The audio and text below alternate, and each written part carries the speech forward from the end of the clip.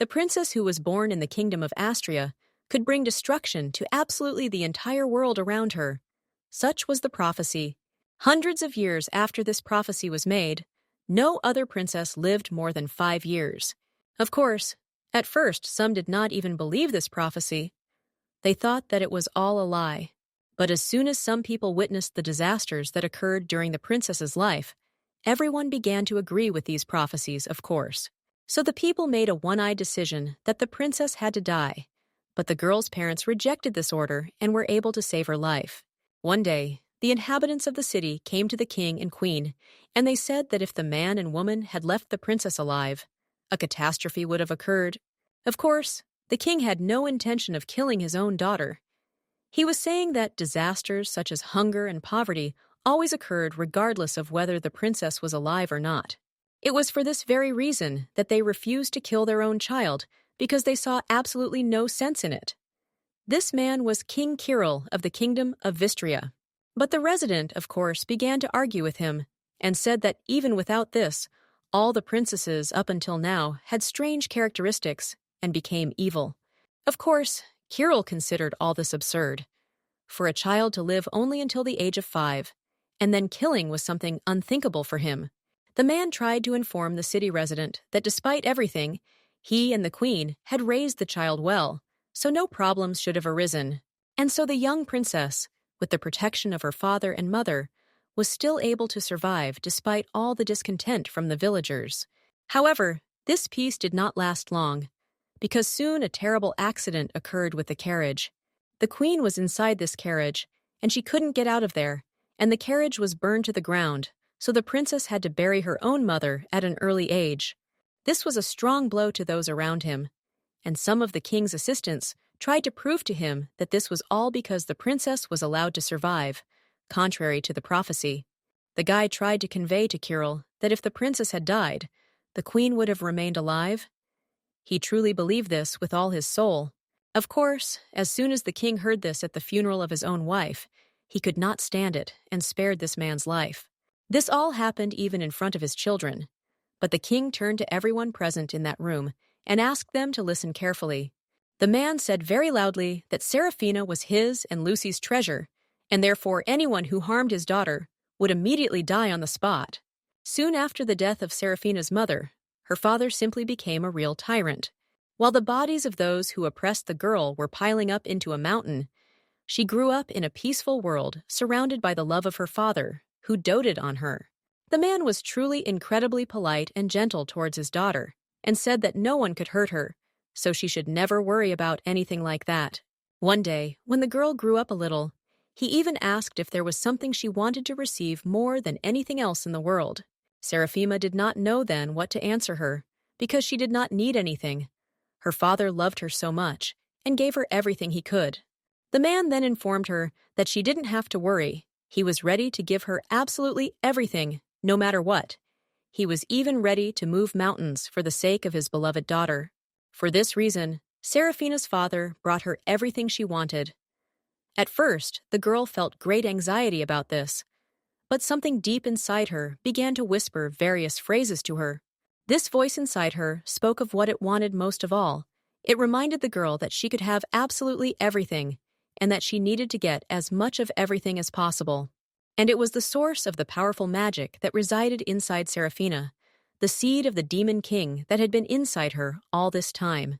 This seed filled Seraphina endlessly, and even overflowed her with magic. But it was also able to take away her will. Therefore, when the girl was still very little, she asked for small things. For example, a cake. And her father was ready to make her a cake as big as their castle in which they lived. But soon, this seed began to grow stronger. And this time, she already began to desire the blue pearl necklace, the heirloom of the duke's family.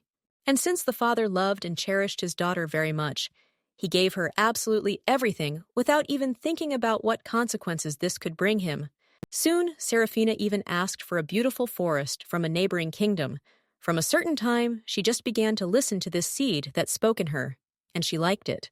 And with each layer, the actions that were performed by the girl from the Demon King's seed became stronger, and thanks to this, the girl's abilities also increased. And in the end, it all ended very badly, because she turned into an incredibly powerful person who was able to take over this world. She soon killed her father and brother, but people continued to hold on to the idea that she had to pay for the bloodshed she had caused across the continent. Therefore, many knights rebelled against Saraphina, even though she was incredibly strong and their powers were unequal. People went to kill her, but the girl did not understand why they did it at all. It was also because she could easily kill them in an instant. While people were attacking her, this seed continued to grow, of course. Deep down, the girl did not want all this to happen. She tried to fight this demon, but she could not do it. At some point, Seraphima even asked that at least someone save her soon. When she killed most of the knights, one of the remaining ones turned to her. It was a young, fair-haired guy. He said that she was perfect for the role of the Demon King because she was able to take the lives of innocents with such ease and not even repent of it. This man was the heir of the Holy Kingdom, and his name was Cassian. The man went straight to the girl and said that he was going to take her life as retribution for all the sins she had committed over the years. The girl, meanwhile, continued to resist the demon, who thirsted for the death of this man. However, the power of Cassia, she was even able to weaken the magic of the seed that lived in her, and now she could finally end everything on her own. The girl turned to the man and screamed loudly, asking him to kill her. The guy was sincerely amazed, but Seraphine even flew up to him and thrust her body onto his sword so that all this would finally end. And as soon as the end was already near, the girl smiled sincerely and thanked the Cassian for what he had done. She was now finally free, and for her it meant a lot. The guy didn't understand what happened. He couldn't believe that Princess Seraphina really did it consciously. But soon the bright light disappeared and everything ended. After her death, the girl wondered why she became the Demon King and destroyed this entire world. Seraphima was aware of the fact that if she had died immediately after birth, as the prophecy said, then the world and her beloved family would have been safe. Soon after this, the girl closed her eyes, and she opened them when she was already in the room and heard a voice speaking to her. The voice belonged to the dark-haired maid, who asked if Seraphina had slept well, and also added that she could prepare the girl for the bath if she needed it. Meanwhile, Seraphina began to look around. She did not understand what was happening, because she clearly remembered that Cassian had stabbed her, but the place she was in was very familiar. Meanwhile, the maid gave the mistress a mirror so that it would be much more convenient for her to wash herself, and as soon as the girl looked at herself, she was sincerely surprised. And all because Seraphina looked at herself and saw that she had somehow returned to the body of herself when she was still a child. The maid, who saw her surprised expression, became a little worried and asked the Grey One if everything was okay with her and if she was fully awake. At that moment, Seraphina's father also came into their room. He smiled, greeted his daughter, and wished her good morning. However, when he looked at his daughter, who for some reason started crying, he became very scared and thought that someone had upset her. Kirill immediately approached her, stroked her back, and asked what happened, because he was really worried. Seraphina was incredibly happy to see her father alive and well, so she wiped away her tears and smiled and said that everything was fine. She just had a bad dream. Then she got up from her bed and told father that he didn't have to worry. She needed to wash her face after a long sleep, so she couldn't just sit there. Kirill already wanted to tell her something, but he didn't have time because the girl ran out of the room and went into the bathroom, because she was filled with a lot of emotions that she simply couldn't control. Then Seraphina looked at her hand and saw that a small aura began to emanate from it. This was her magic. This was exactly what she expected. The Demon King's seed was still inside her, and it was very dangerous.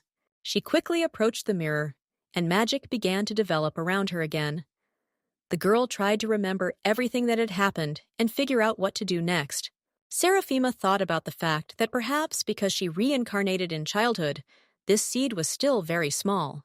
However, she understood that if she continued in the same spirit, it would flourish again, and she would become a real demon king and destroy the entire world. At that moment, Seraphina realized that this was a blessing from the gods, her second chance to fix everything, and she was so happy that she even cried because of it. The girl understood that if she died now, then nothing that was supposed to happen later would be repeated. This thought consoled and pleased her very much. She thought about the fact that if she died in this place, Her father would become a tyrant and kill everyone in his path, starting a war. So she had to prevent all this. The girl decided that before she made the colossal decision, she wanted to tell her father and brother that she loved them incredibly and was grateful for all the time she had with them. But Saraphina was also grateful that she was given the chance to protect those whom she loved more than anything in the world, and without whom she could not imagine her life. For her, this was very important. Some time passed from that moment. The girl did not understand what happened, but she somehow lost consciousness and woke up hearing her father's voice.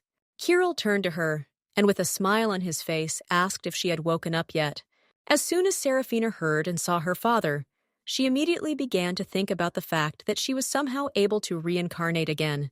He looked at her with a very worried look and asked his daughter if everything was okay with her, because she looked as if she had seen a ghost. He also asked if she was feeling unwell or something like that, because if so, he could call a doctor. But the girl laughed nervously and immediately said that this was not the case at all. Everything was fine with her, so there was no need to call anyone. She got up from her seat and ran to the bathroom, saying that she urgently needed to wash herself after she locked the doors and tried to figure out what happened. Saraphina clearly remembered how the last time she was able to kill herself in a child's body, thinking that it could help her. She thought that this could have been the end of it, but for some reason, she woke up in her bed again and even thought about the fact that she could have been reborn every time after she died. And at that moment, she realized that if this was really true, and then she had only one way to make sure of it, she had to check. And after Seraphima took her own life again and woke up in her bed, she realized that she had truly been reborn. Of course, she immediately went to the bathroom again and looked at herself in the mirror and wondered if the seed had grown inside her, because she felt somehow strange.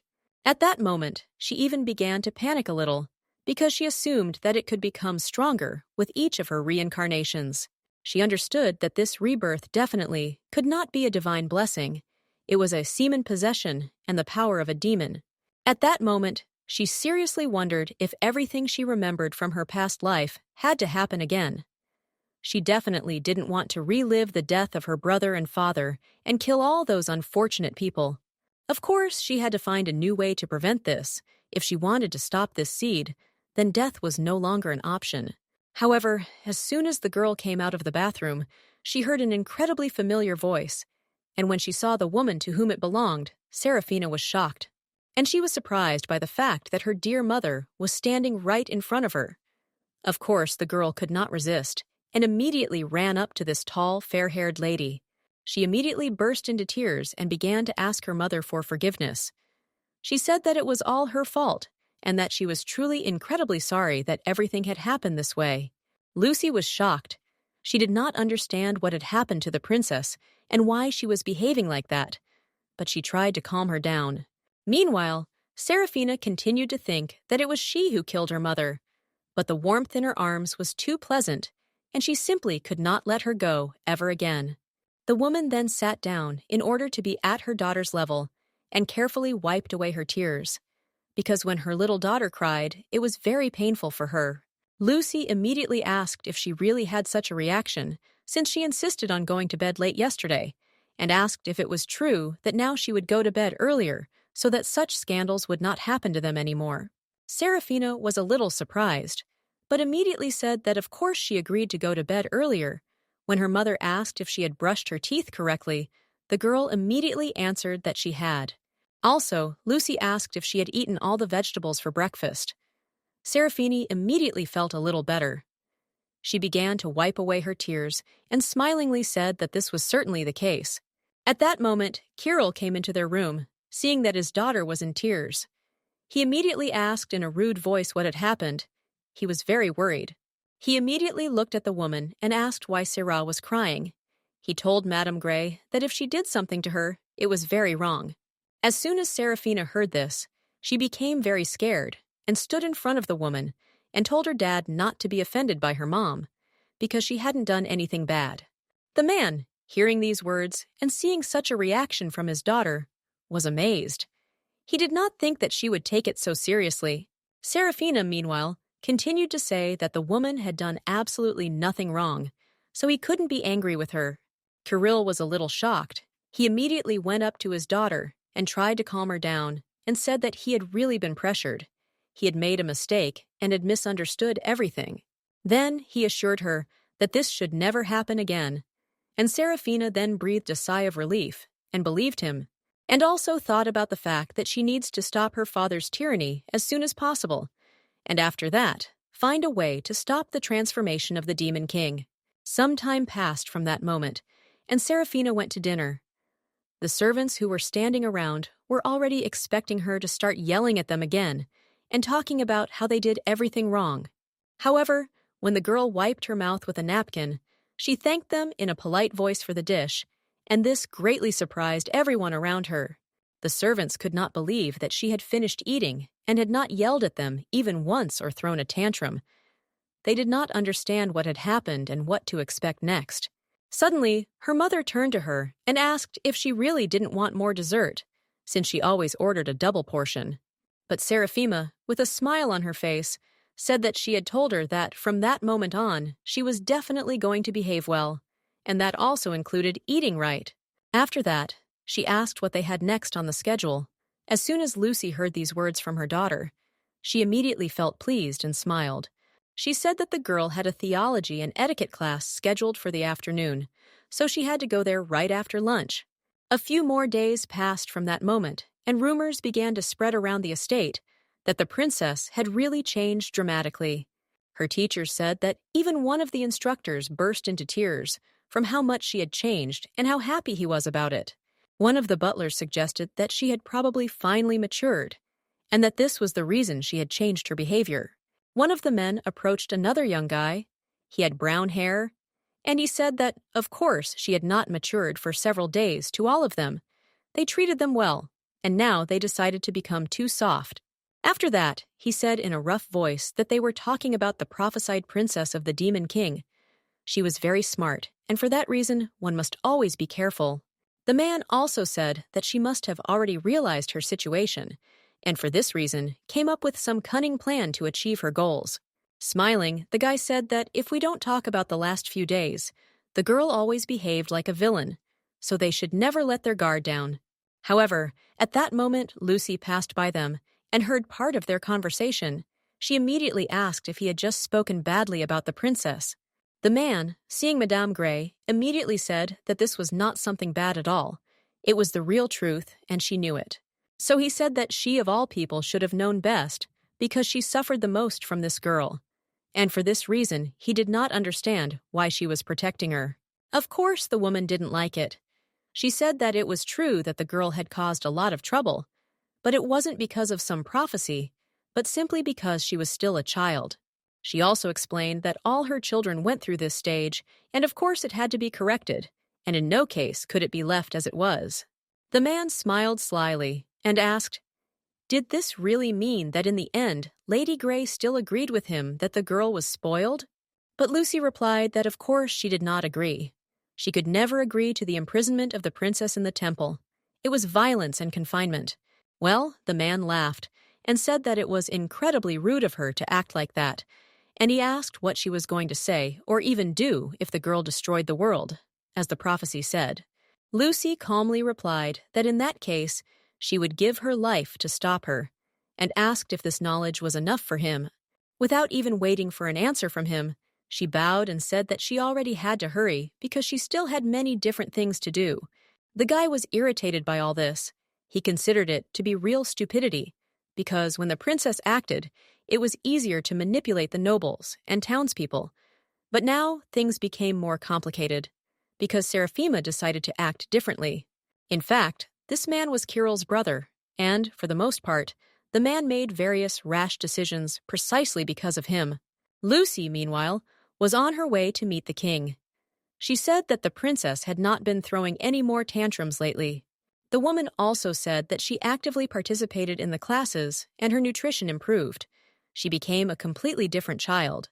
The man, hearing this, immediately thought about it, but the girl, seeing his expression, was a little surprised and asked if he was really unhappy to hear this. The man frowned and said that it was indeed so, and asked if it could happen again because of that prophecy. Her reaction quickly changed, and this alarmed the man. But Lucy, sighing heavily, replied that nevertheless, since the princess had changed, this could have a positive influence on the court's opinion. But Kirill then turned to Madame Gray in a very rude voice and said that he had never been interested in this nonsense from the very beginning, so she could not even remember it. He explained that once Lucy thought the same as Madame Gray, if Seraphina had grown up softly, people would have believed in her kindness. However, nothing changed, and he hated you so much because of what was happening around him that he was even ready to kill the girl. He really wanted it.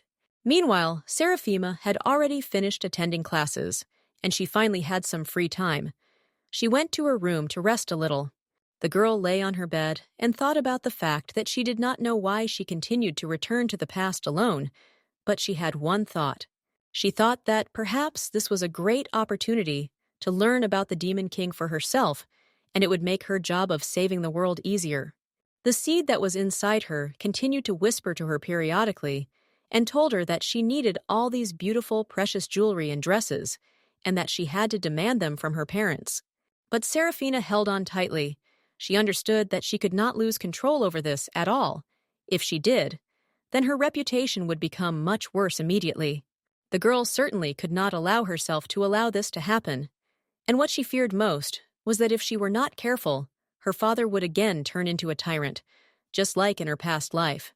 After some time of rest, Seraphina called her maids to her and said that she would like to visit the library, thereby surprising them very much. Of course, the girl never showed up there voluntarily, but the maid immediately fulfilled her request. Several hours passed since then. Seraphina was in the library and walked between the shelves, thinking about different things. She realized that she had seen the touching expression on the maids' faces so many times lately that she even felt pleased. It was a sign that she was doing everything right.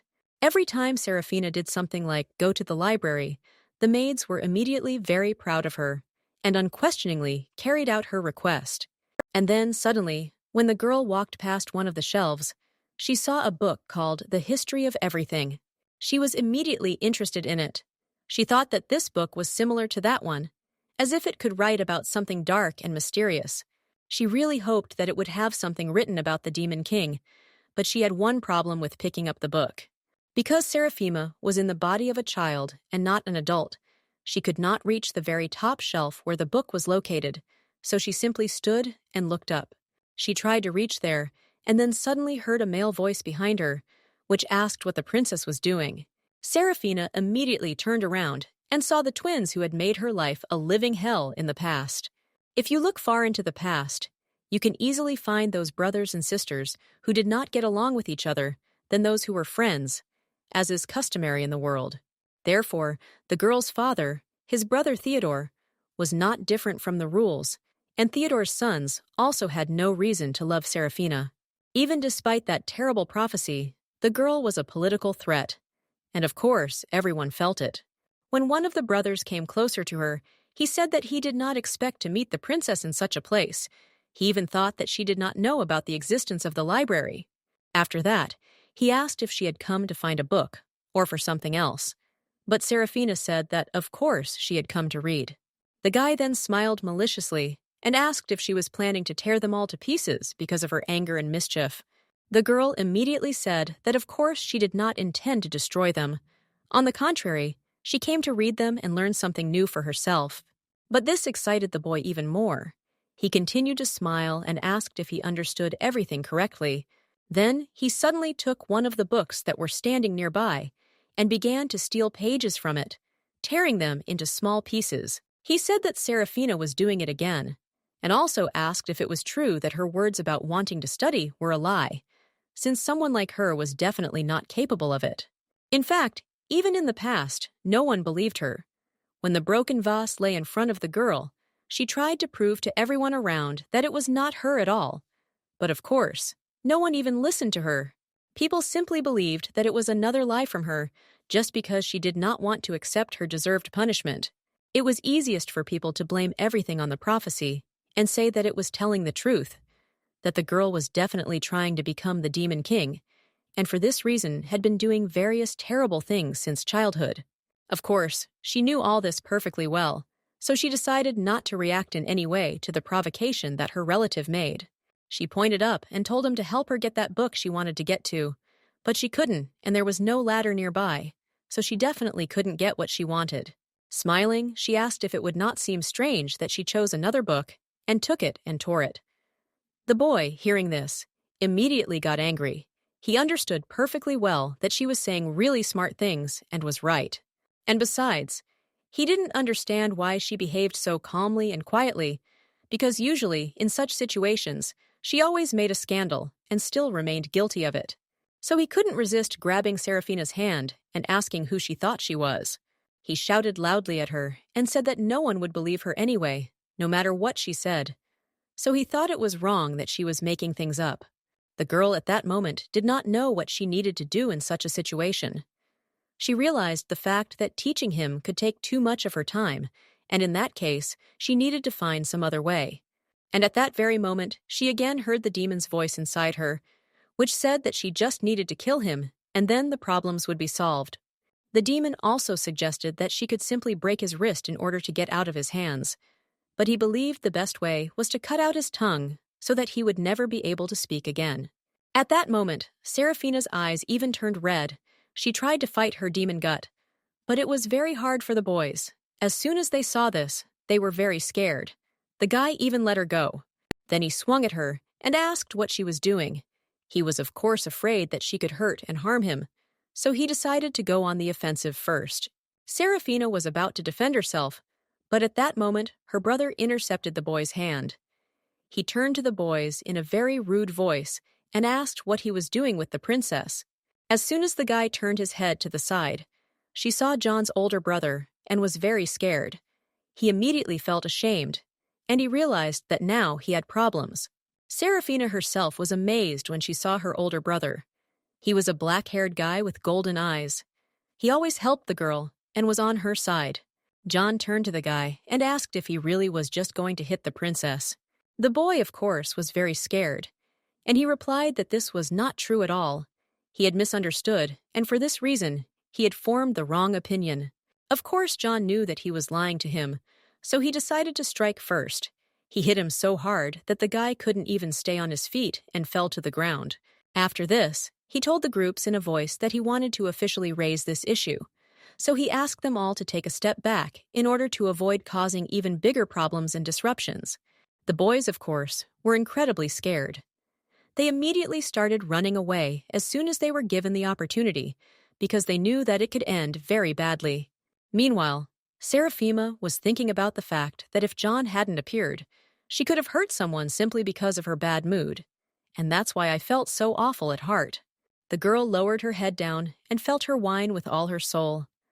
Her brother, meanwhile, looked at her for a while, and then he turned around and began to leave. But Seraphina turned to him and asked him to stop. A smile played on her face, and she asked if he had already returned from the summer palace. The girl, in a very cheerful voice, also asked if he felt well now. She was really interested.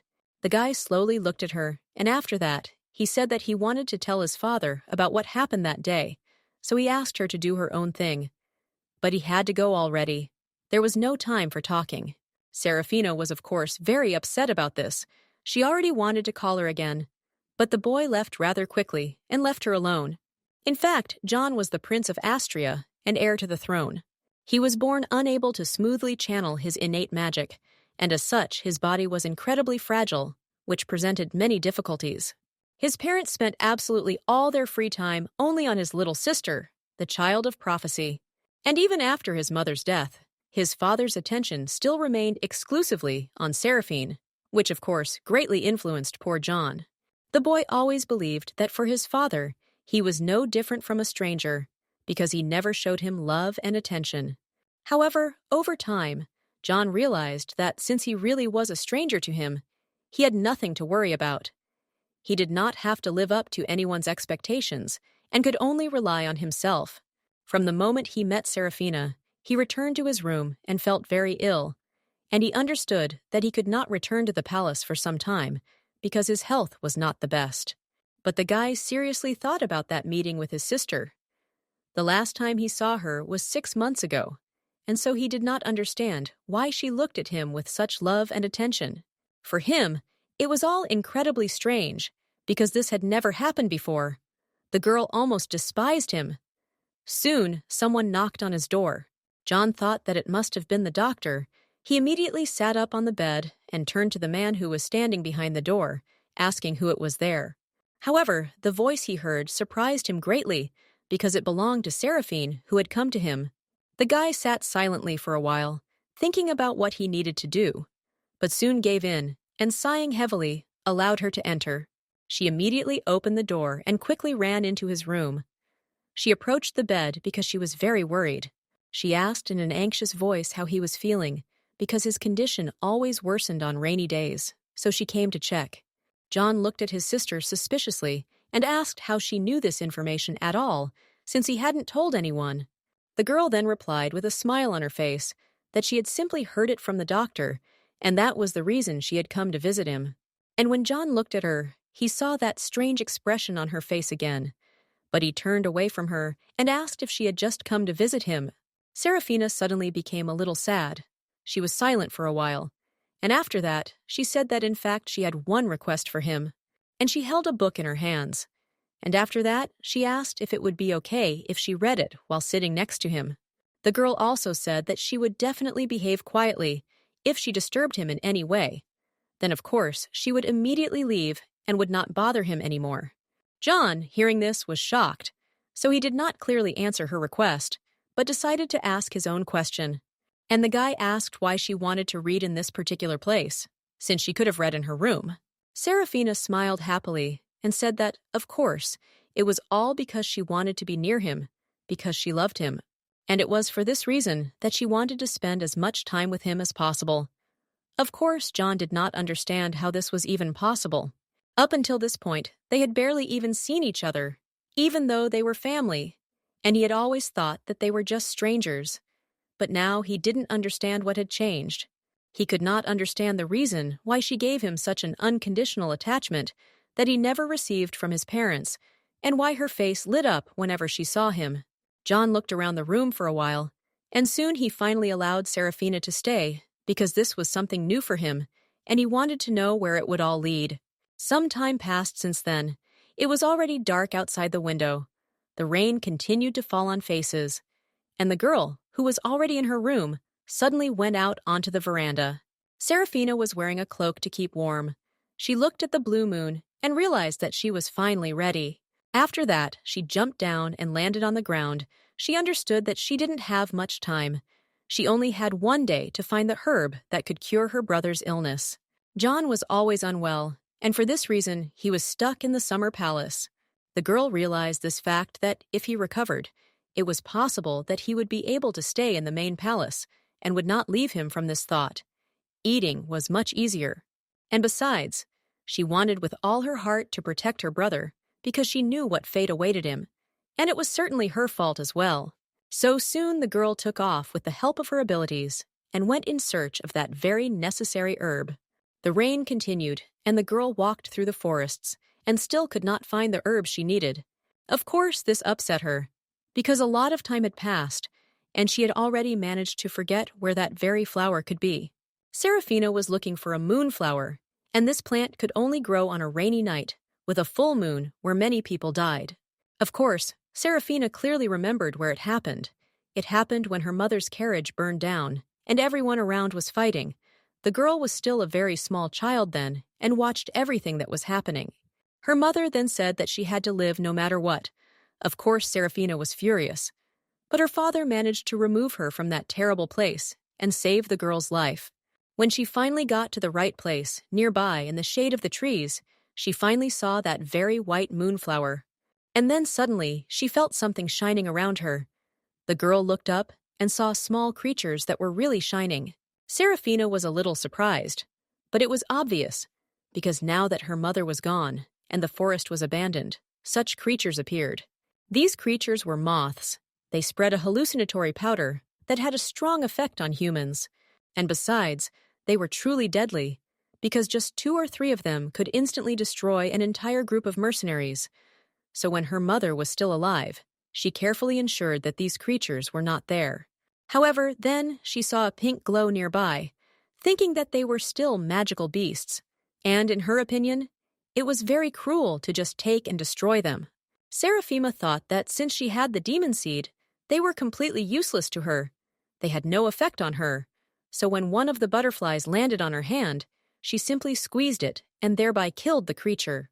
The girl sighed heavily and thought that these insignificant things continued to stand in her way, and of course, it all irritated her. She thought that she needed to go back before everyone noticed that she was gone, and this forest was just getting in her way. Seraphina went further. She approached the flower and tried to pick it, thinking that if everyone found out that she had disappeared, the entire palace would of course be in shock, and serious measures would begin to find her. She certainly didn't want to cause such a stir. She picked the flower and thought about whether she could really cure her brother's illness with it at least. She really hoped for it. Smiling, she looked at him and thought that perhaps John would stop being afraid of her and not loving her when she helped him. But she was just happy that he was still next to her, and at any moment he could support her. For her, this was very important. Meanwhile, huge plant vines began to rise from Posadi Seraphina, who wanted to get her. But the girl was very fast and agile, so she was able to dodge. Using her magic, she cut one of these tentacles, and it fell to the ground. But for some reason, a fire started, and it filled the girl's passage. Seraphina was of course very scared. She realized that she needed to put out this fire as quickly as possible before the whole forest caught fire. But she just stood there because in her head, she immediately remembered the images of how she saw her mother burning to the ground, and the girl simply could not do anything. She soon realized that all this was wrong. She couldn't be afraid and just stand there. She had to do something. Seraphina had to bring a flower to her brother, and if she didn't, all her efforts would be in vain. Meanwhile, a huge plant appeared behind her, which was a monster, and the girl understood that this was definitely not according to plan. Meanwhile, John was in his room. He couldn't sleep, so he decided to read a book. However, he still could not concentrate and read normally because he continued to think about what had happened during the day, and these thoughts simply did not leave his head. He should have gone to bed early to feel a little better, but because of these thoughts, he couldn't even sleep normally. And at that moment, John suddenly heard loud screams coming from the corridor. People were talking about the princess having disappeared and were trying to find her. There were maids and butlers running around. They were trying to find the princess in the castle. The information had already reached the king, who was simply furious. He said that they had to increase the size of the search party, and they had to find Seraphina even if it meant mobilizing absolutely everyone in the palace. Meanwhile, John approached the door and was about to open it, but then he suddenly thought that chaos reigned throughout the palace, and his father gave strict orders to find his daughter. After that, he wondered whether they would have really searched the estate and everything around as intensively as they had, if he had disappeared. At that moment, he thought about Seraphine and realized that it didn't matter at all how to behave for a father like him. It just didn't matter. He focused all his attention on Seraphine, so the guy knew that if he disappeared, it wouldn't be in great demand. Then he suddenly looked out the window and saw that the rain had gotten heavier since the last time he saw the girl. He suddenly really wondered where Seraphina could have disappeared to, and why go somewhere in such bad weather. He even began to worry a little himself. Meanwhile, the girl was taken into the mouth of this same monster. She tapped his tongue and asked if he had ever had stomach pain. Then he really felt uncomfortable with her crawling around there and pressing on various painful spots, so soon he just took it and spat it out. Seraphina landed on the ground nearby and immediately tried to put out the fire. But it was all in vain. It was incredibly strong. Thanks to the Demon King's seed, her very existence was a living hell, and it was only natural that this creature would die when she swallowed something like that. In fact, the creature that ate the girl felt simply disgusting and died shortly after it spat her out. Seraphina decided not to dwell on this. She immediately remembered the flower that she lost at the moment of the battle and began to look for it. When she looked down, she was very happy because the flowers were not damaged, and there were still many specimens around that she could take for herself. She looked at them all and thought that this should definitely be enough to cure her brother's illness, which made her happy. She took a few for herself and already realized that she needed to go back as soon as possible. Meanwhile, Kiril's assistant came to him. He said that there were no signs of a break-in in the palace or in her room itself. They searched the entire palace, but there was still no trace of the princess, so they could assume that she was not there. The man sighed heavily and immediately began to think about where Seraphim could have disappeared to. He was really worried and didn't know what to do. However, at that moment, John's voice was heard. Who came to his father, the man looked at him in surprise and asked what the guy was doing at such a late hour. His son immediately said that he would also like to go and look for his sister. He believed that he could help them. Kirill turned to the guy and said that his case was still in a terrible state, and it was very dangerous. He asked what would happen if the guy fell again and lost consciousness. They definitely didn't need that. John, as soon as he felt a heavy hand on his shoulder, thought that this was the first physical manifestation of love from his father, and he suddenly had strange feelings about it. However, after thinking for a while, he still said that he really wanted to find the Sera more than anything in the world. Kirill, as soon as he heard this, was amazed, and he was especially surprised by John's words that she was, after all, his younger sister, and he felt a duty to her. At that moment, he felt incredibly pleased. He smiled, took the guy by the hand, and said that in that case, he could allow him to do this. John was pleased that his father finally allowed him to do something, so he immediately ran out of the room so as not to delay. The king, who remained standing in the room, thought about the fact that his son had grown so much, and he had not even noticed it, and because of this, he felt a little sad. John ran through the estate along the cold and wet streets, and all the time he thought about his sister. At that moment, he began to worry a lot. The boy thought about how his younger sister grew up under constant threat of kidnapping and murder, all because of that terrible prophecy. He actually thought that she could have been kidnapped, and it scared him. Or he even thought that it could have been an attempted murder. He remembered everything that his sister had told him in recent days, and immediately felt that he had finally just begun to truly know her, so he certainly didn't want to lose her. The guy ran from street to street and finally stopped because he saw a silhouette passing by him. Taking a closer look, John finally saw what he was looking for. It was Saraphina, and as soon as she saw her brother, she was also a little surprised. The guy quickly ran up to her. He took her by the shoulders and immediately asked where she was, how she dared to leave, and what happened to her. The girl was shocked. She thought that she couldn't lie to him, because that would only complicate everything and worsen their relationship with each other. She just wanted to be a good sister to him, so she decided to tell the truth anyway. Seraphina took out several moonflowers and handed them to the guy.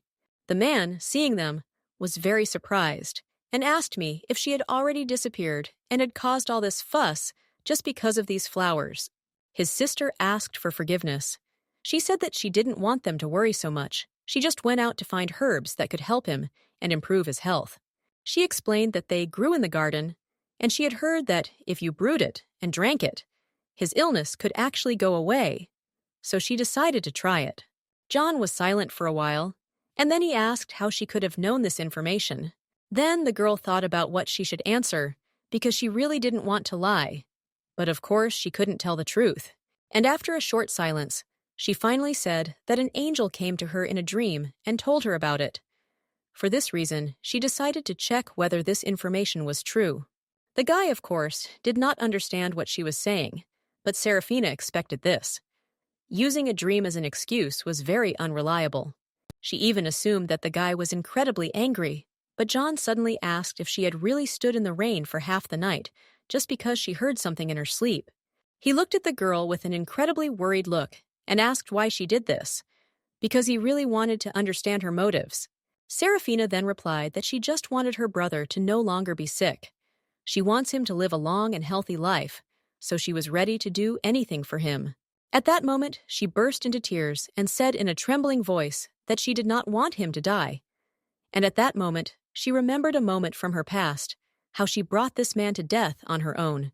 When she became the Demon Queen, she killed her brother on her own, and of course she didn't want that fate for him anymore. John, hearing all this, was amazed. He already wanted to answer something, but behind them, a loud cry was heard from his father, who, seeing them, finally exhaled. The man and the rest of the servants approached the princess and the girl. As soon as she saw them, was a little shocked. She didn't think that everyone would be able to notice her disappearance so quickly. As soon as Kirill ran up to his children, he immediately hugged them tightly.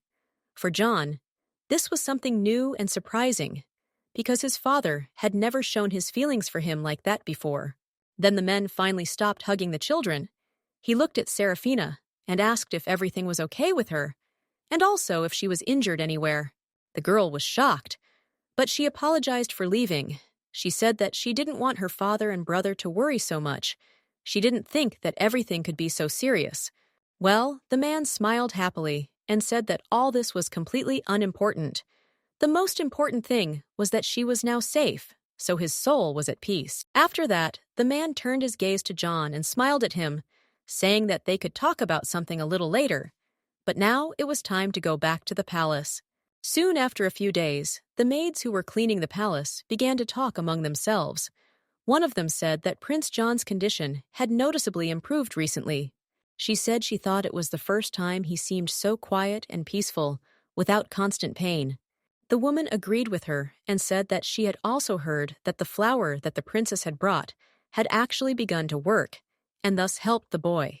One of the third maids asked if they really thought that she had received some kind of prophecy in a dream, and thus learned that this particular flower was needed. The girl said that of course it was so, because she was such an angel. The prophecy from Zira was probably wrong, and she certainly could not bring chaos into the world. Saraphina, when she passed by the room where the girls were getting out, thought about the fact that she really liked the fact that her reputation was finally starting to change for the better. Soon she finally reached her brother's room, and there she knocked and said that it was she. Without even thinking, John allowed her to enter. He was sitting on the veranda, reading a book, and was positively glowing with joy, because when he felt better, his mood also improved. Saraphina immediately ran up to her brother and said that she was very glad to see him. The boy meanwhile pointed to the table opposite him and invited her to sit down. The girl immediately took her place, and after that she asked if he had really gotten so much better that he could even get out of bed. John smiled happily and said that it was true that his father and she often visited him, and that was why it helped him a little. Of course, the medicine that helped him the most was the one that was made according to what Saraphina heard in her dream, and it helped his sick mana very well. Saraphina, hearing this, was immediately overjoyed. She said that this was a great relief for her, and also that she had heard that some scientists had even begun to study this flower. Eventually, John even said that scientists named this flower after her, since she mentioned there were no flowers, so they decided to study the one she brought using mana. Saraphina felt very awkward, because the flower was named after her. She didn't say its real name, so they just decided to make it up. After a short silence, John changed the subject and asked if he should bring her some more tea, and also asked what she thought about a layer of the lovely sweet cream. The girl immediately beamed with joy. She said that she loved them incredibly, and for this reason, she would definitely not be against it. But at that moment, she again heard a voice inside herself that said that she should have asked for all these cakes. They could have been hers. This voice also said that whatever the girl wanted, she could simply ask for it and immediately receive it. For a while, Saraphina was simply silent. She tried to fight him and soon suddenly stood up, saying that everything was fine. She just needed to go out for a while, and he could start drinking tea without her. Smiling, she also said that she suddenly remembered that she had not yet finished her homework. She certainly did not want to let anyone down. John, hearing this, was very surprised and asked if this was really so. He stood up and said that in that case he was ready to take her to the training room.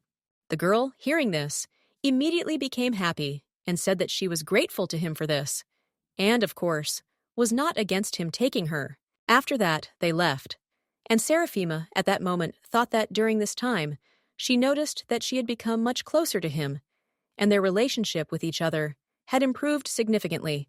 Meanwhile, Theodore was plotting something evil.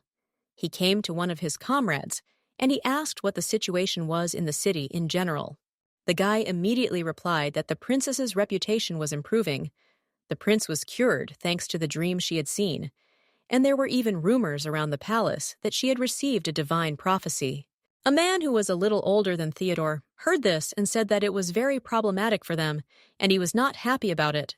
He turned to Theodore and said that it couldn't be that the princess was the family of the demon king who needed to be destroyed. Therefore, he could not understand the reasons for such a situation. He was very yellow and said that Theodore had convinced him all this time that everything was under control. But for some reason, this turned out not to be the case. But the man smiled maliciously and said that it was too early to worry. Absolutely nothing was known, so they shouldn't panic ahead of time. He explained that the princess's blessing ceremony was about to take place, and as soon as the guy heard about it, he immediately smiled and said that it was indeed time to put their evil plan into action. Smiling, he said that everything was supposed to happen according to divine will, under the guidance of His Holiness, the Pope of the Holy Kingdom of Zira. After John led the girl into the training room, he stopped next to the flowers, which they had taken specially in glass so that they would not spoil. Since that happened, he often remembered the words of Saraphina, who said that she wanted him to live and get cured. The guy, remembering this, smiled and thought that she was very smart, even if she was afraid of the dark. The disease called Manhwa disease was known as an incurable illness that caused suffering to many people. He thought that if they named the flower used to treat this disease after Saraphina, it might actually help change the way the world looked at the girl. Perhaps her reputation with you had finally improved. He thought that after she had wandered around the garden all night for him, it was the least he could do in return. He himself insisted that this flower be named in her honor, because it was just a small gift for what she gave him. And from that moment on, John even began to want to do much more for her, and with all his heart, without expecting anything in return. He really enjoyed spending time with his little sister. The king, when all this was resolved, said that it was certainly very good that they had named the flower after the princess, but it could also be used for other purposes, so he suggested changing the name a little and shortening it. After this, the man asked his assistant what happened to the killer. The guy bowed and asked him for forgiveness. He said that he thought a curse had been cast and that he had died during interrogation, so they couldn't find out or do anything. Of course, Kirill didn't like all this, because he hoped to find out at least some information, so he sighed heavily and said that this was very bad. After that, he thought about it and wondered if it was true that the seraphim did not understand anything about the killer, and that was precisely the reason why everything happened this way. His assistant bowed immediately and said that they did it all quietly, so the girl certainly won't be able to find out anything about what happened. Then he asked what was going on with the investigation directive. He needed to know as much as possible. His assistant replied that scholars had reviewed all historical documents, but there was no evidence that Zira's prophecy had ever been revoked. He handed the man the papers and said that it was an investigation report and that he could look through it carefully, as there was more detailed information on the matter. As soon as Kirill picked up this investigation and began to study it, he suddenly saw a small sign at the bottom, which immediately alerted him. The guy studied the papers for a while, but then suddenly another butler entered his room and said that the princess had asked for an audience with him. The king smiled and beamed with joy. He was very glad when his daughter wanted to meet him and said that they should let her in immediately. Then the door opened and Saraphina entered the room. She immediately turned to her father and asked if she could really come in. The man kept smiling and said that of course she could come in. Then the girl ran up to him and immediately hugged him. She was very happy to see him. The man called her his dear princess and immediately took her in his arms. He thought about how terrible it was that someone tried to harm this small and tender child. For him, even the thought that something could happen to her was terrible. He could not imagine life without this girl. Therefore, he was ready to swear even his life in order to protect Saraphina. He was ready to go to any lengths just so that everything would be fine with her. Even if it meant turning the whole world into his enemy, he was ready to do it. Of course, he would like to change this prophecy that was making his daughter's life difficult, and if he had such an opportunity, he could do it. Saraphina, who was sitting in his arms, suddenly noticed that his facial expression had changed somehow quickly and strongly. She understood that it was very bad that he was thinking about war at that moment, and this, of course, alarmed the girl, because she tried with all her might to change this. In her past life, her father made a similar choice when he started invading other countries besides Zira. He invaded every country that tried to kill Seraphine one after another, He was ready to capture them and even destroy them.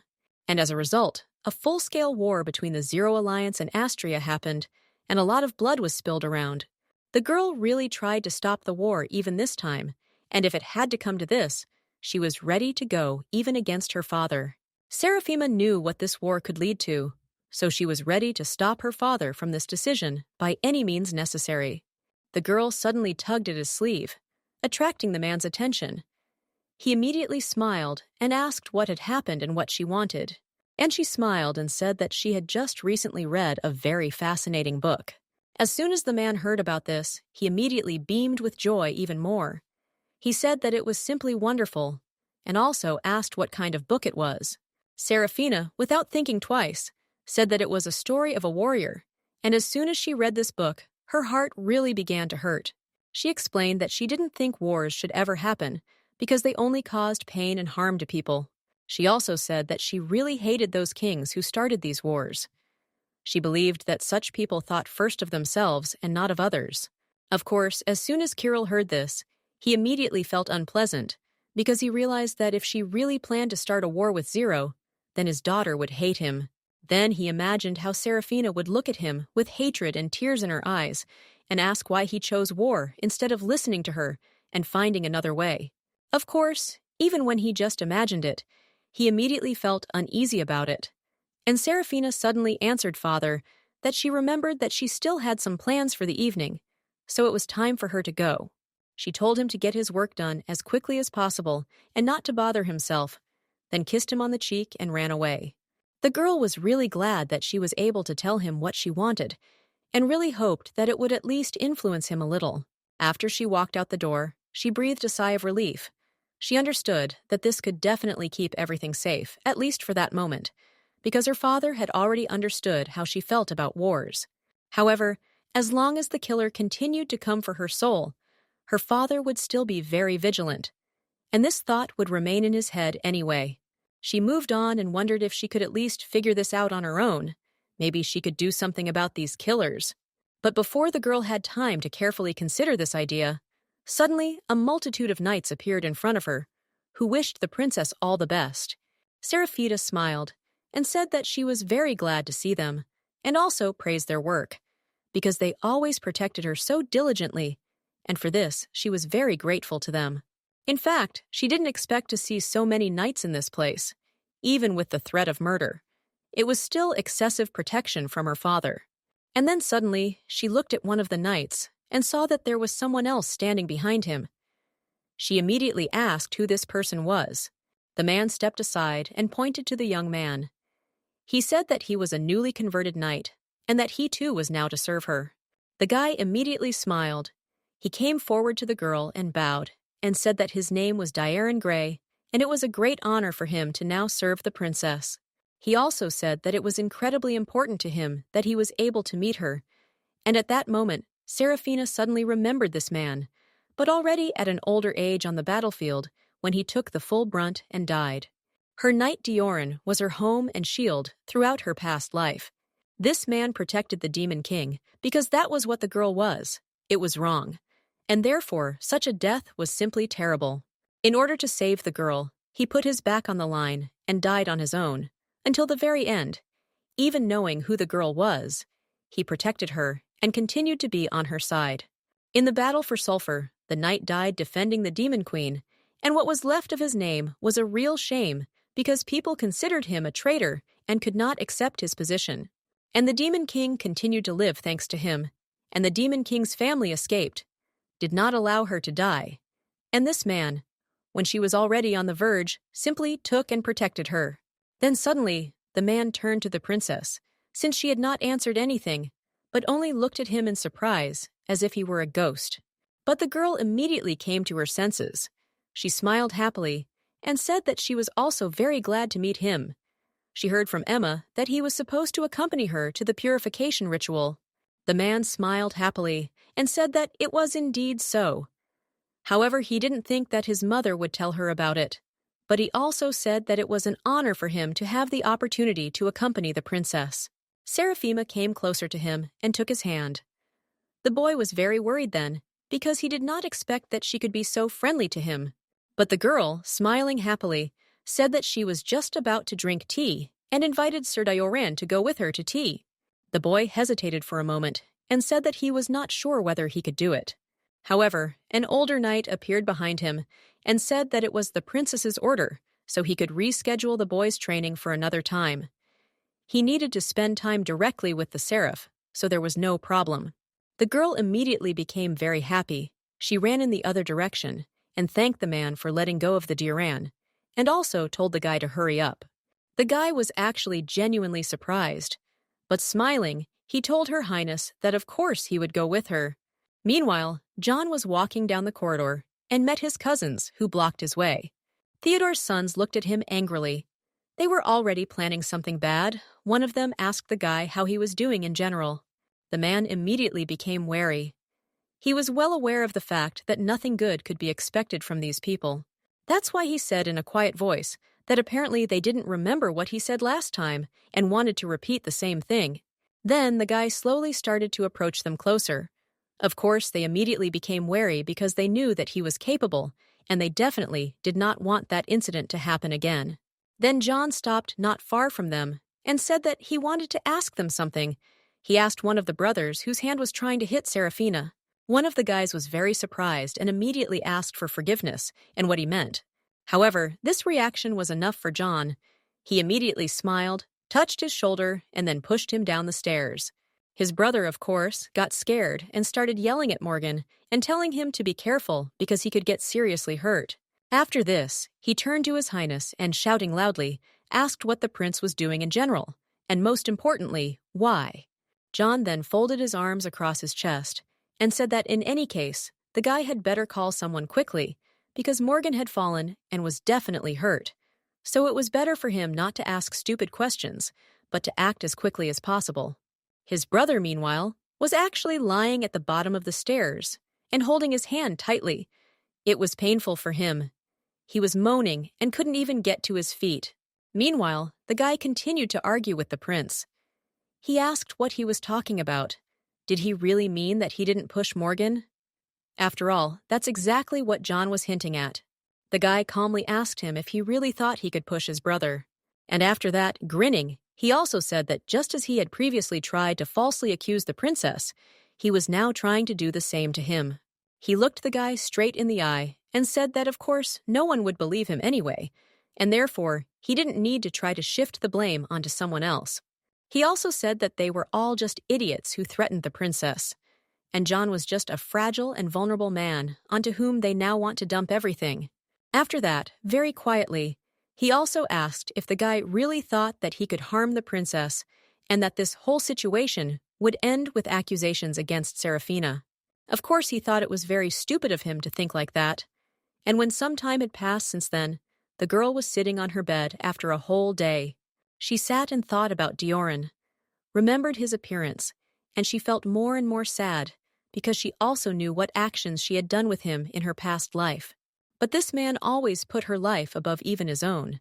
He always tried to protect her at any cost, but she never thanked him, but simply accepted that salvation as a given. However, she soon realized that since it had already happened, she did not want it to happen again. But the problem was that her cleansing ritual was about to happen, and Saraphina understood that if she met the priests in such a state, then he might find out that she was really the demon king and tell everyone about it. Of course, the girl didn't like it, but she didn't know what she could do about it. But she knew how she could control or hide her magic. However, despite all this, her seed was weak for its strength, and it could even react very strongly. And besides, there were still a lot of people who could have suspected something if she had simply not shown up at the temple. But she understood that everything was in order because she already had one plan prepared that the girl wanted to bring to life. Some time passed from that moment, and finally, the very day came when she had to appear before the priest. Saraphina put on a special outfit, and as soon as the carriage stopped, her assistant opened the door for her and said that they had already arrived. When the girl came out, she was dressed in a beautiful white dress and had a small piece of cloth over her face to cover it. As soon as the men who worked in the temple saw Seraphim, they were very surprised because they noticed some minor but serious changes in the girl. Seraphima came closer to them. She bowed and said that a lot of time had passed since their last meeting. She introduced herself and said that she was a princess. The men also immediately bowed. They greeted her in the sanctuary and said that she could already pass because they were waiting for her. Meanwhile, two knights approached the girl. One of the elders turned to Diorin and said that he was probably very nervous since this was his first away mission.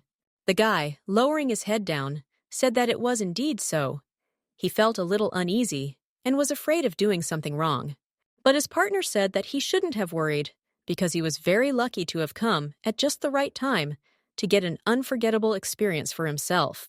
He also said that the princess looks completely different this year. Even before last year, she cried a lot, and it was really difficult. The girl had a lot of whims and different tasks. Diorin, hearing this, became even more sad. He said that he understood everything, after which he replied that he thought it would have been much better if she had cried. As soon as the knight heard this, he was very surprised. He immediately looked at the guy and asked what he meant, because it was a very unusual expression. The boy explained that she was only 10 years old, and it was incredibly hard for her to ride in a carriage for so long all alone. It seemed to him that it was even more painful when she simply held back her tears. Diorin believed that when she was upset, she tried to act like an adult and not show it, but deep down she was ready to burst into tears. Then the knight asked if the boy was not 16 years old this year, and laughing, he said that apparently he had completely fallen in love with the princess. But it was obvious because she looked simply charming. The last short greeting, one of the clergymen said that he needed to know which of the knights was to accompany the princess inside. And all because there were as many of them as there were maids, and it was impossible to put them all down, only a few. Then Diorin immediately jumped off his horse, ran up to them, introduced himself, and said that he would be the one accompanying the princess everywhere that day. Saraphina, hearing this, was a little shocked. Usually the senior knight came out, but she was actually very glad that she asked her father to assign this particular guy to accompany her. This made her feel much calmer. So soon they entered the castle grounds and went further to the main place where the ceremony was to take place. As soon as they entered the dark room where there was water in the middle, the girl was a little worried. She knew what awaited her, but she was afraid that her plan might not work. In fact, the priests took this matter very seriously. They called it baptism. But for Saraphina, it was something like water torture. It was a very unpleasant ceremony of a person being dipped into water. He had to hold his breath and dive into this pond, which was filled with holy water. You had to stay there until the priest said the entire prayer of consecration. It was impossible to breathe there, so you end up drinking water. But there are days of struggle and suffering when you try to prove to these people that you don't want to do this because it was terrible and this experience was no longer important to you. But of course, no one listens, because they all know how to do it right now. For Saraphina, it was not a problem she could cope with this test, but she was stopped by the seed that was inside. From the moment she entered the temple, she was exposed to the holy power and could really feel it. At that moment, she suddenly felt a little ill. She could not stand on her feet and began to fall. The one who accompanied her immediately picked up Saraphina. She asked if everything was okay with her. The girl, meanwhile, was holding her head. She turned to Emma and said that she was feeling very dizzy. Then Emma looked at the priest and suggested that it would be better to cancel the ceremony because it could only make things worse. She explained that the princess needed rest because her health was much more important than everything else. The man, upon hearing this request, immediately became a little worried. He did not know what to do since this situation had become difficult. He thought about how Saraphina pretended to be sick every year, but this time it seemed to him that it was not a game at all. He really thought that the girl had become very ill, so he couldn't, of course, refuse to cancel the ceremony, because it could really seriously affect her health. Meanwhile, Dilo took the girl in his arms and was ready to carry her away. He looked at the priests and said that the princess was very unwell. He asked them to take them to the recreation area so that the girl could gain strength. The priests looked at each other. They did not know what they were supposed to do, but eventually one of them said that he understood everything and was ready to lead them into the inner room where the princess could catch her breath. Some time passed since then. Saraphina was already laid on the bed. She lay there and immediately felt much better. Emma leaned over to her and asked how she felt now. Whether she was feeling better or, on the contrary, everything had gotten worse. But the girl, with a smile on her face, said that she thought she would rest a little and everything would remain completely fine, because she felt better as soon as they lay down. Then the girl turned to the Diorin and asked if he could go out so that the princess could have a good rest. But Saraphina immediately turned to Emma and said that everything was fine. She was glad that the knight was next to her. She liked his company, so there was no need to kick him out. Emma finally agreed with her and said that since she wanted it, he could stay as well. She said that she needed to go get some cold water for the girl, so she would be back very soon. Before leaving, she turned to Dio and asked him to immediately call someone if the princess's condition suddenly worsened. The guy immediately told his mother that he understood everything and would definitely do so, after which the woman walked out the door. The guy, meanwhile, stood at quite a large distance from Saraphina. He really didn't want to disturb her while she was resting, so he kept his distance from her. She thought that he was doing this for obvious reasons, but she had expected it, so she decided to ease their tense atmosphere a little. Saraphina turned to the Diorino and asked him to sit down and not stand like an alien. But the guy immediately replied that everything was fine with him. It wasn't difficult for him to stand, and besides, it was much easier to protect her if something happened. Saraphina sighed heavily and said that her neck hurt a lot when she looked at him in such a state, so she asked if he could sit down so that she would not bother herself. The guy sighed heavily and thought about her request for a while, but realized that it really needed to be done. So he took a chair that was nearby, sat down next to the girl, and said that if everything suited her, then he was glad. When Seraphima looked at him so unhappy, it immediately reminded her of her past life and those days when they were constantly together. This man always stood so rigidly that she tried to somehow surprise him, but she never succeeded. He had very good self-control, and it was almost impossible to scare him. Then suddenly, after a silence, she turned to Diorin again and said that she had heard that Emma sometimes called him Dio. The guy smiled awkwardly and said that it was true. His family often called him by this nickname. It was easier for them, and it sounded pretty cute. Then the girl asked if she could also just call him Dio in that case. The guy was genuinely surprised when he heard this, but he immediately said that he would certainly do whatever the princess wanted, and he asked that she also communicate more casually without these formal things. Seraphina smiled and called him by his new name, but at that moment, something strange happened. They heard a loud explosion. The guy immediately got to his feet. He was worried about the princess. He was ready to act at any moment. But Seraphina was completely calm, because she knew that the moment she had been waiting for so long had finally arrived.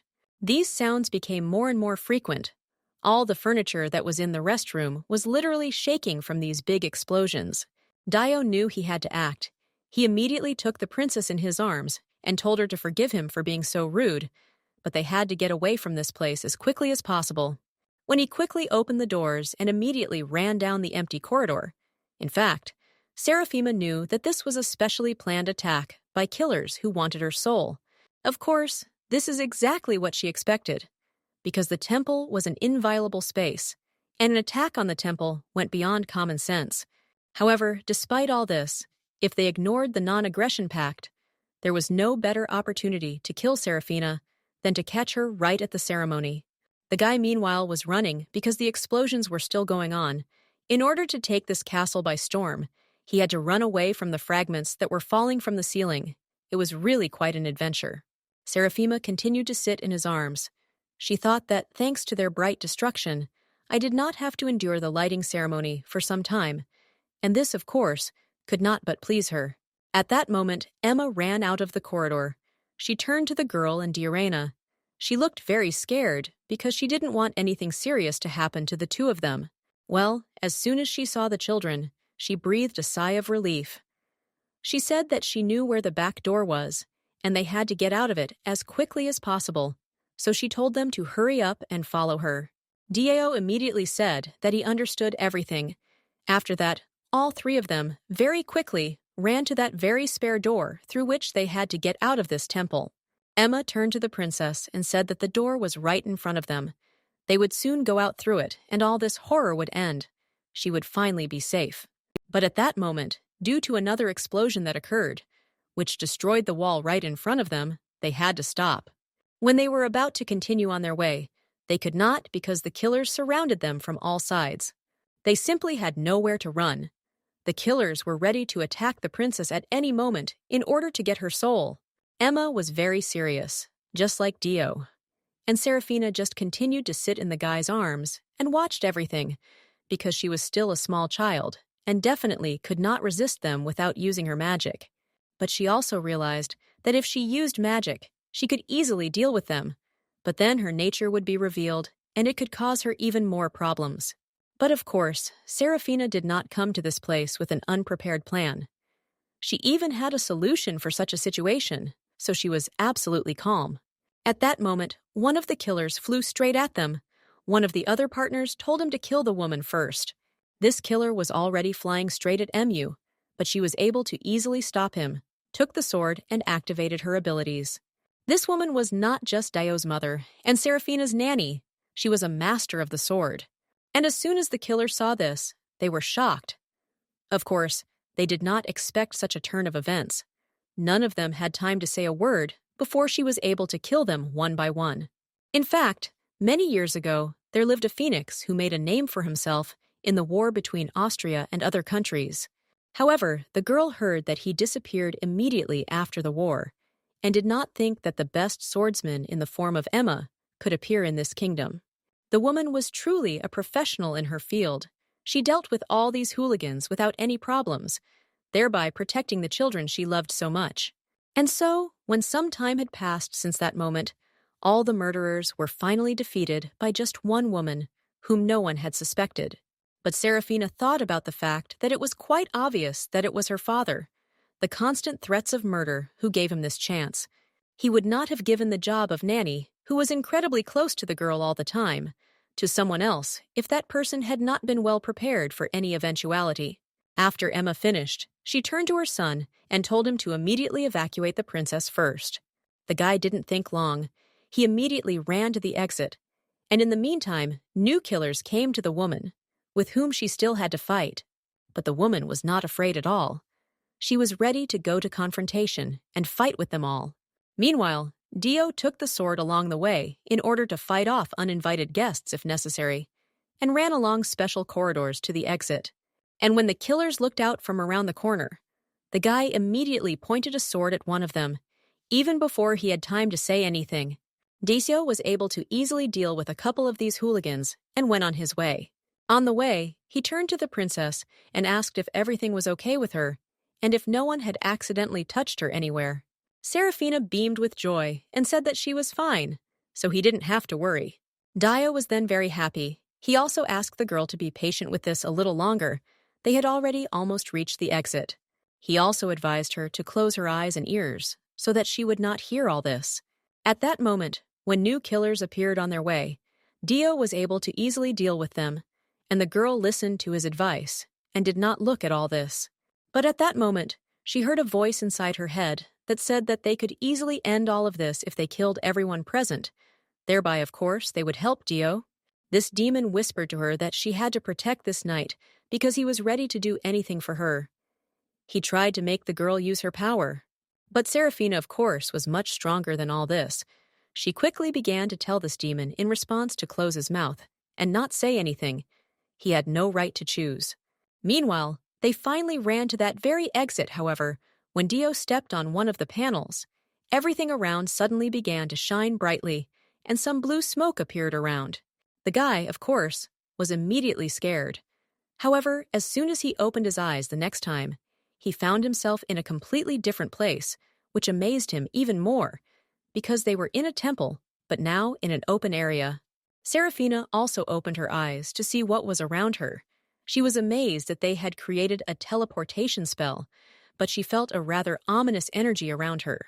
But most importantly, it was the smell that she felt most vividly, but in fact, it belonged to the magical beasts, and it was from them that such an aroma always emanated. Disho, meanwhile, was trying to figure out how they teleported at all, but the princess turned to him at that moment. She asked if he could put her down on the ground because his hand was injured, and she didn't want him to get worse. But the guy smiled and said that he was fine. This injury meant absolutely nothing, so she didn't have to worry. It wasn't hard for him to hold her at all. But Seraphina immediately became wary because she again saw that strange expression on his face, which meant that he definitely wasn't going to listen to her. Then she decided to insist on her own. The girl began to wave her arms and legs in all directions and said that she could walk on her own, so she insisted that he let her go. Dio was about to say something back, but she said that if he got worse, he definitely wouldn't be able to protect her, so he had to listen to her. The guy seriously thought about these words and realized that she was right, so he soon put the girl on the ground. Then Seraphina turned to him and told him to rest for a while. The guy was very surprised by this, but at that moment, she took his hand and began to quickly bandage it. The girl had to stop the bleeding, but the guy complained that this way her hands would get dirty with blood, and there was definitely nothing to wipe them with. But she didn't care. She said that he was not okay at all, that the injury was serious, and she asked him to listen to her for once. She continued bandaging and thought about how some things never changed, and Dio didn't take care of himself even in this life anyway, so she knew she had to take care of him herself. And besides, he still risked his life to protect the princess, so she had to do at least that. After the bandaging was finished, Seraphina was very angry because with her small, clumsy hands, she was not able to do it the way she expected. However, Dio still thanked her and even smiled. He said that it was important to him and that she had worked hard. Of course, the girl was perfectly aware that he said this only out of politeness and therefore thought that he was a real idiot. After this, the man stood up and Seraphina asked what they were supposed to do next. The guy replied that he was planning to move them to a safer place, so he asked the girl to keep up with him and always be there. Then, he looked around in search of something that could help them. Just like the girl, he realized that they were right in the nest of monsters, and they were aware of the fact that these creatures, just like the murderers, would try to rid them of life. Seraphina thought at that moment that she never planned on letting Dio fight, but he acted like a true knight and was able to protect her. Then the girl suddenly thought about the fact that if some killer suddenly appeared, she could knock out Dio and calmly deal with this killer and also take the escape scroll. The girl thought that this was a very good plan, but at that moment the knight turned to her and said that the princess had behaved incredibly calmly that day. This especially surprised him, because they were in a very difficult situation. The girl was a little worried at that moment. She wondered whether she had really behaved so calmly that this had begun to arouse at least some suspicions on her part. She thought about whether she should have cried so it wouldn't look weird anymore, or made a scared face so he would believe her. Seraphina thought about what would happen if she started to look suspicious to those around her. She had absolutely no idea how she should correct the situation in that case. The man, meanwhile, simply looked at her for a while, waiting for an answer. However, Seraphina remained silent. She really didn't know what to tell him. Dio decided not to press her. He said that when she arrived on the vehicle, even during the ride itself, there were moments that would make anyone cry, but she kept it all inside herself. The man said that he was amazed that she, at such a young age, could control her emotions and not give in to them. Seraphina finally spoke. She said that she couldn't cry or throw a tantrum because people hated it when she did that, so she thought it would be better to just stop it. She thought that the same thing had happened before the war, when a strange child cried for no reason, and all the people around looked at her with cold, penetrating glances. Of course, Seraphina didn't like this kind of treatment at all, so she simply decided that it would be better not to allow anything like that this time. At that moment, Dio got down on one knee and said that she could scream when she was upset, cry when she was in pain. It was all part of being human. The man explained that it is completely normal to experience and live through emotions, and that every person goes through this. But if you hold back your emotions, it can only make things worse for you. He also said in a quiet voice that in fact he would even like her to cry or get angry like a real person who experiences any emotion. Seraphina thought about it for a while, but then she suddenly turned around and said that he had never seen her lose her temper. If he had, he would have probably hated it, and of course, on the contrary, he was glad that she did not do it. But the man, continuing to smile, said that he definitely could not hate it. Then the girl asked, "Is it possible that even when she cried, he would not yell at her because of this. The man said that of course it wasn't so. Then Seraphina asked if it really meant that she could get angry or even hit him, if even after that he would have reacted calmly to something like that. The guy continued to smile and said that of course he would still be happy with everything, and he definitely wouldn't get angry at her or yell at her. The last of Seraphina's long silence asked, what if she had lied to him and caused him incredible pain? What would he have done then? Dio continued to smile and said that even then he would always continue to honor and respect the princess and would also continue to serve her unquestioningly. Hearing all this, the girl immediately laughed happily after that. She asked him for forgiveness for doing something wrong all this time. However, at that moment, she used her abilities to make the guy lose consciousness, and she could calmly sort things out completely. Seraphina was aware of the fact that this might seem too suspicious, but she decided to simply say that she also lost consciousness and did not understand anything. When she was sure that he was out cold, she looked around and immediately thought about what she needed to do next. Continuing to use her abilities, she was able to find out that these gray stones were creatures that were going to attack them, so she screamed loudly for them to get lost. Everything around immediately began to tremble. Even the earth began to slip out from under their feet, and the girl asked how they even dared to raise a hand against the Diorin. Meanwhile, she began to confront the magical monsters that were about to attack them. The creatures did not even have time to do anything because the girl was able to deal with them very quickly. Meanwhile, the killers were also hiding nearby. They stood behind the rocks, and watching all this, even got a little scared. One of the killers said that it was a very good idea to lure them to where the monsters were from the very beginning, so the girl might not even notice them. And his partner asked if it could be the power of the princess. Perhaps it was she who was able to drive away those monsters. In fact, in the area where they appeared, there really were many of these creatures, but the girl was able to burn them to the ground without even using much effort. Some time passed by then, and the killer went out to scout out the area. They approached Seraphine, who was lying on the ground and not moving. One of them, smiling happily, said that this was exactly what they were expecting. It was the physical power of the magic instrument, which lay just near the girl herself. His partner replied that she didn't look dead, and asked what they were supposed to do. The man replied that the task was alive or dead, but he thought it would be much better to just kill her before things got even more complicated. That way they would complete the task and not complicate things for themselves. Other people also agreed with him.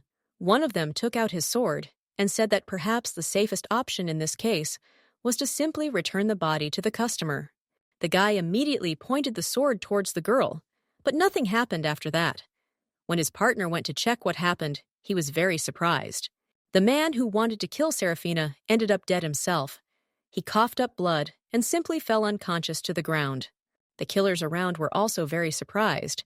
They did not understand what happened, but one of them suddenly shouted and said that she still had the magic tool, so they were in great danger. Seraphina, meanwhile, stood on the ground. She turned to him, calling him an idiot, and asked if they really all fell for her cheapest scam. She couldn't even imagine that they could be so stupid as to believe that she was dead, while she used her powers to make sure that these killers couldn't even move. One of the mercenaries began to curse in his head.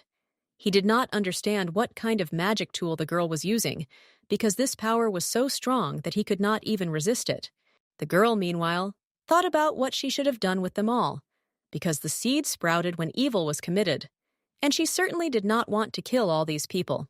In fact, no one knew what happened to the name when someone was killed, so she had to come up with a new plan to punish these people and not make her seed grow. One of the killers in the other cork shouted and said that they should detain the princess, but the magic tool had to have its limits, so they had to attack. The knights, who were not paralyzed, immediately ran towards the girl in order to kill her. Seraphina, meanwhile, stood completely calmly and watched all this in her past life. She could not understand for what reason the seed sprouted so strongly and eventually made her the demon queen.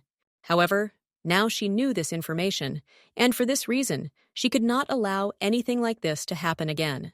When she lowered her hand down and thereby interrupted the killers who were running towards her, one of them noticed that she was wearing a special bracelet. He assumed that this was the magic tool. He ordered them all to try to destroy him. Seraphine, meanwhile, immediately laughed. She thought that it was really even funny. The girl really enjoyed just killing all these people, and then the voice inside her whispered that she could continue and deal with them all so that she would not be bored anymore. This demon asked for more. He wanted the princess to continue killing and perhaps even torture some for longer. And when Seraphina was about to deal with the next victim, she suddenly heard the voice of the killer, who turned to the princess and told her to throw the magic tool aside. As soon as she turned her head to the side, she saw that he had put the sword straight to Dio's head. He was going to kill him if the girl had not listened to his order. Of course, Seraphina immediately got angry about this and told him to let him go immediately, or the situation would only get worse. The killer didn't answer her at that moment. He thought that he wanted to know what kind of magical power this was, because it didn't look at all like it was just a tool. Because the girl was very angry, a black aura appeared around her. But in fact, she was so engrossed in talking with this man that she didn't even immediately notice how they started running up to her from behind. Of course, she had just an excellent reaction, so she was able to push him aside. But Seraphina, and as if the demon had completely taken over, she was ready to hurt everyone. Of course, she was very angry at the fact that this man tried to kill her, and she did not understand what prevented her from killing in response. In most cases, the demon spoke in her, and she killed all the other killers who were nearby. At that moment, she decided that no matter what she did, the world still hated her, so she believed that none of them deserved to live, and the fact that she was killing them did not matter at all. Seraphina's eyes even became clouded because of this demon. But then she suddenly began to hear a familiar voice through this darkness, which was addressing her. That voice turned out to be Dio. She reached her hand to his throat and said that she had to kill him, but she did not understand why everything seemed so strange to her. And at that moment, the veil from her eyes finally fell. She heard Dio's voice and saw his face. It was the man she tried to protect with all her might. And then the girl looked around and saw a lot of blood around. She realized that now the man had guessed who she was, and that it was she who had killed all these people. At that moment, she was in an incredible panic, but the man came up to her and took her hand, which of course calmed her down a little. Dio looked at her with a very gentle gaze and asked if she was injured anywhere, because he was really worried. Seraphina asked in a trembling voice if he hadn't seen everything she had done to these people, but the guy just continued to smile and said that he had already told her before that it didn't matter at all, that no matter what happened, he was still going to love her.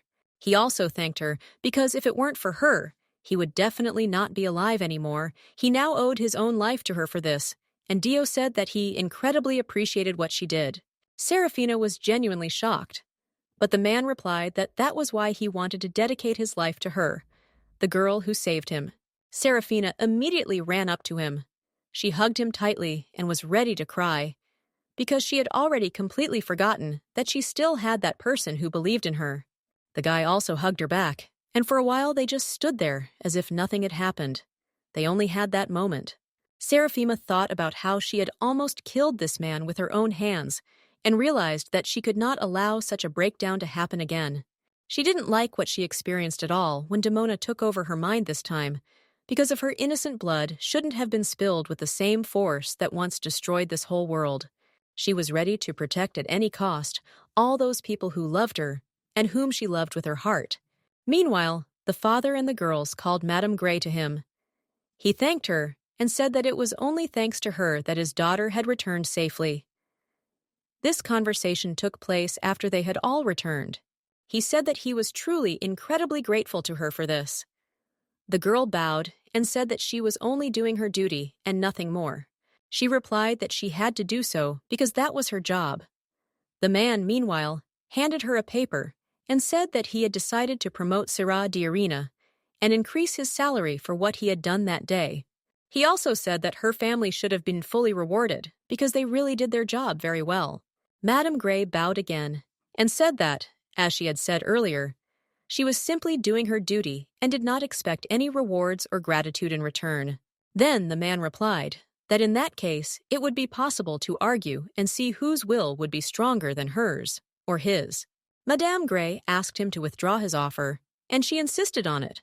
The guy, meanwhile, sighed heavily and said that she could do with it whatever she liked, accept it or throw it away. It was her choice. He also said that he intended to reward her for saving his daughter, so he didn't care whether she wanted it or not, and he had already officially appointed Dio as the princess's personal knight. Emma, having listened to His Highness, immediately thanked him for this, and the man replied that he would like her not to refuse this reward, because it was very important, every work had to be paid. Emma then replied that her son was destined to become the best knight at the royal court, and he was more than worthy of protecting the princess.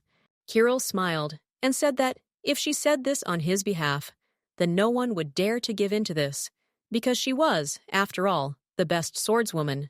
After this, he took a seat and said that they could have ended this discussion there, but the killer they had worked so hard to catch was now dead, and there were absolutely no useful clues left at the scene.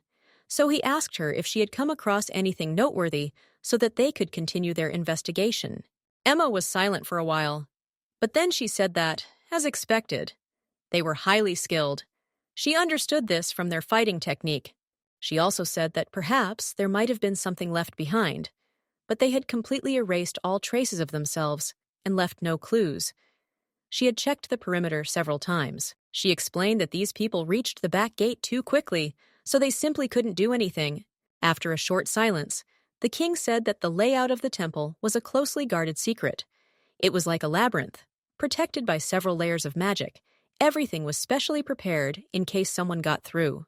Emma agreed with him and said that it meant that the information had been leaked, since they had figured out pretty quickly exactly where they needed to go in order to avoid punishment.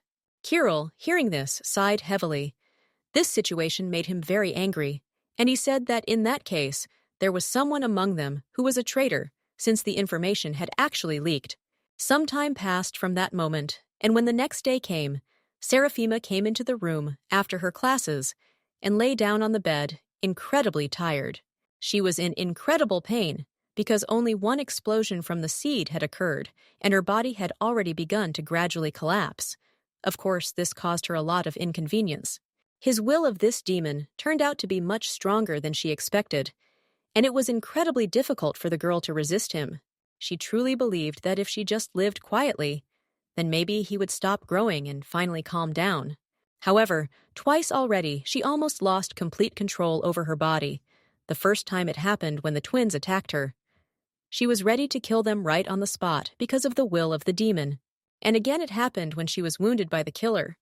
Then she killed absolutely everyone around her. But fortunately, Dio was able to bring her to her senses.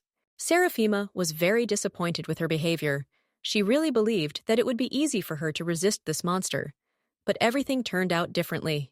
She was well aware of the fact that if something happened again, she was no longer sure that she would be able to contain this power within herself. And the more magic she used, the more she felt that she was losing control of herself and was simply burning out. All of this made life incredibly difficult for Seraphina. She couldn't let things continue like this. She had to find a way to do something differently to make her life easier. And at that moment, a brilliant idea suddenly came to her mind. She thought that the seed had weakened when she was inside the temple. She really practically didn't even feel it inside. Therefore, the girl thought that if it responded to holy power, then perhaps holy relics, or even just holy water could help her. Of course, they weren't as strong as the aura in the temple and the real priest, but she still believed that it could help her at least a little. Then, Seraphina suddenly thought about the fact that perhaps if there was always someone with incredibly powerful holy power next to her, then this could correct and solve the whole situation as a whole. She believed that this was exactly the person she needed, because with the help of his power, she could dull her own and live in peace. Seraphina simply lit up with joy, because that was all she needed to do. She understood that she just needed to marry such a man, and then all the issues would be resolved. She said the last phrase out loud because she was very carried away. But at that moment, the door to her room opened, and the bag with the cookies that the man who entered was holding in his hands fell. Hearing this loud sound, Seraphina immediately turned around to see who interrupted her monologue. And as soon as she did this, she saw in front of her the incredibly surprised and even frightened expression on John's face, who accidentally heard the last phrase. For a while, he was in a stupor, and then he screamed incredibly loudly, asking if she really wanted to get married.